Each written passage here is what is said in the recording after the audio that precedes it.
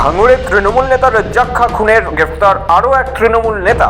এবার গ্রেফতার হলেন আজহারউদ্দিন মোল্লা, সঙ্গে গ্রেফতার জাহান আলী খান এবং রাজু মোল্লা। রবিবারই ভাঙড়ের এই হত্যাকাণ্ডে বড় মোড় নিয়েছিল পুলিশ।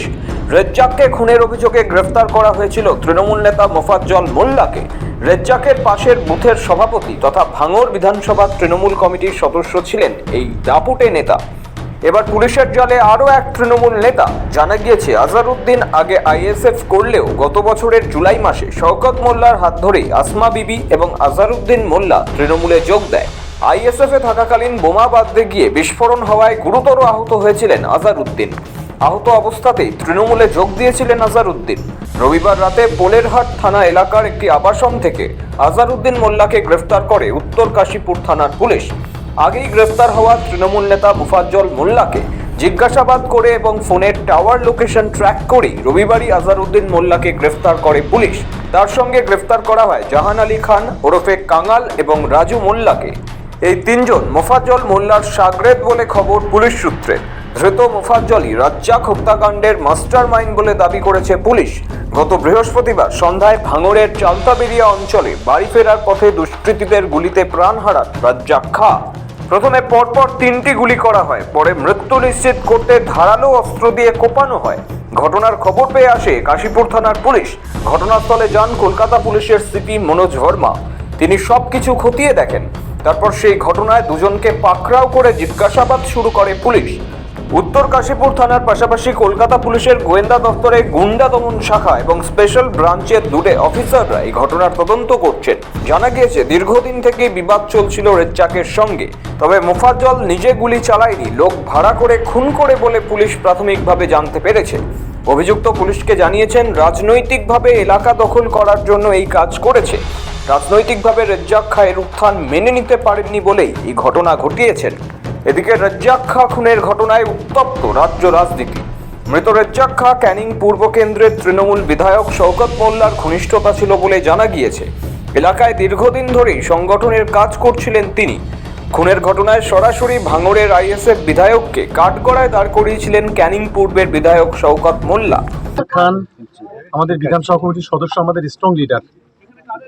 আইএসএফ আশ্রিত সমাজ বিরোধীরা এটা সম্পূর্ণ নওশাদ সিদ্দিকীর মদতে আজকে তাকে নৃশংসভাবে গুলি করে এবং তাকে কুপিয়ে খুন করা হয়েছে। ও বিকাল থেকে আমাদের দুটো মিটিং অ্যাটেন্ড করেছে, মিটিং করে ও বাড়ি ফিরছিল। আসলে ভাঙড় বিধানসভা এলাকায় এদের অস্তিত্ব বিলীন হয়ে যাওয়ার ফলে এই আইএসএফ আশ্রিত সমাজ বিরোধীরা এই ধরনের ঘটনা ঘটছে। আমরা পুলিশকে, আমরা দিদিকে অনুরোধ করব যে অবিলম্বে এই আইএসএফ আশ্রিত সমাজ বিরোধী এদেরকে অবিলম্বে গ্রেপ্তার করা এবং তার দৃষ্টান্তমূলক শাস্তির ব্যবস্থা করা। পাল্টা জবাবে নওশাদ বলেছিলেন, এই খুন কোনো বিরোধী ষড়যন্ত্র নয়, তৃণমূলের গোষ্ঠীদ্বন্দ্বেরই ফল। ভাগবাটোয়ারা এবং প্রভাব বিস্তার নিয়েই গোষ্ঠীর মধ্যে এই সংঘর্ষ। তার সোজা সাপটা কথা, শওকত মোল্লাকে জেরা করলেই খুনের আসল রহস্য সামনে চলে আসবে। খুন হচ্ছে দুষ্কৃতীদের দ্বারা। এখন শওকত মোল্লা সাহেব রাজনীতি করছেন, তিনি আইএসএফ কে আমাদেরকে দেখে দেওয়ার চেষ্টা করছে। কিন্তু শওকত সাহেবের যদি আমরা প্রিভিয়াস রেকর্ড দেখি, সেই রাজ্জাক সর্দার থেকে শুরু করে মানিক পাইক থেকে শুরু করে বিভিন্ন সময় আমরা দেখেছি খুন করেছে তাদের দলের লোকেরা, তারাই যুক্ত থেকে অন্যদেরকে, তাদের দলের প্রথম সারির নেতাদেরকে সাইড করেছে। সেই জাহাঙ্গীর খান চৌধুরী থেকে শুরু করে এই ধরনের অনেক আছে। এটা শওকত মোল্লা সাহেবের প্রিভিয়াস রেকর্ড। সরাসরি বলছে এটা গোষ্ঠীদ্বন্দ্বের শিকার হয়েছে। এবং বাস্তবিক কথা, আমি যতটুকু খোঁজ নিলাম, ওই অঞ্চলে ওই যেখানে বাড়ি যে ছেলেটিকে খুন করেছে ওখানে আইএসএফ বা বিরোধীদের সাথে ওর সম্পর্ক খুব একটা খারাপ ছিল না। পাচ্ছি এই লোকটি যাকে খুন করেছে ওরা, আপনার একদা সময় আরাবুল ঘনিষ্ঠ ছিল, প্রেসার দিয়ে চাপ দিয়ে এখন শওকত ঘনিষ্ঠ করেছে। এবার এই সুযোগটা কে নিয়েছে এটা তদন্ত সাপেক্ষ নেব। পরিবার যদি চাই সিবিআই ইনভেস্টিগেশন হোক, পরিবারের হয়ে প্রয়োজনে আমি মামলা করব সিবিআই ইনভেস্টিগেশন করার জন্য। এটা সম্পূর্ণরূপে গোষ্ঠীদ্বন্দ্বের শিকার হয়েছে। হয়তো শওকত মোল্লা সাহেব এই বিষয়টা অনেক কিছু জানেন, এটা অনেক কিছু জানেন শওকত মোল্লা সাহেব। তদন্ত সঠিক করলে উঠে আসবে। খুনটা হয়েছে, শওকত মোল্লা সাহেবকে যদি সঠিকভাবে জিজ্ঞাসাবাদ করা হয়, এই খুনের অনেক রহস্য উন্মোচন হবে। ভাঙড় ডিভিশন করার পরেও ভাঙড়ের মানুষকে এই ধরনের খুন হতে হচ্ছে দুষ্কৃতীদের দ্বারা। মোফাজ্জল গ্রেপ্তার হওয়ার পরই নওশাদ শওকতের সেই কাজিয়া অব্যাহত ছিল।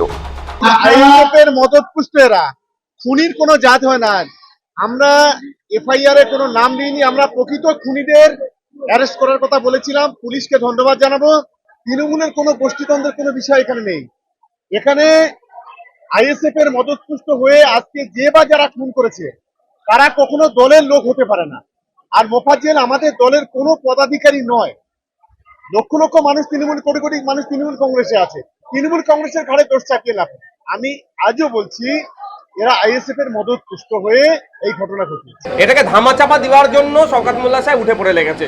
তবে আমি একটা কথা বলছি, শওকত মোল্লা সাহেবকে আজ যদি জিজ্ঞাসাবাদ করা যায়, এই খুনের অনেক রহস্য উন্মোচন হতে পারে।